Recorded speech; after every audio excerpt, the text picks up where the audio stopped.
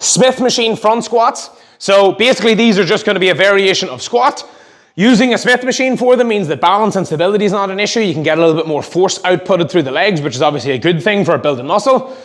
Primarily, front squats are an exercise to try and keep your spine more erect during a squat pattern. So if, for example, I was squatting and I tend to tilt forward at the hip, I'm going to get a little bit more glutes. If I stay more upright, I'm going to get a little bit more quads, generally speaking.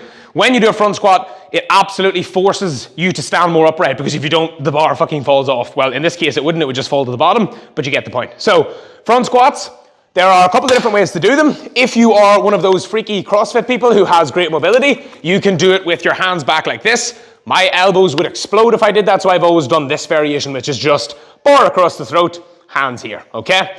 Foot position whenever is comfortable. All of our hip sockets are a different shape, so it doesn't matter, whatever suits you personally.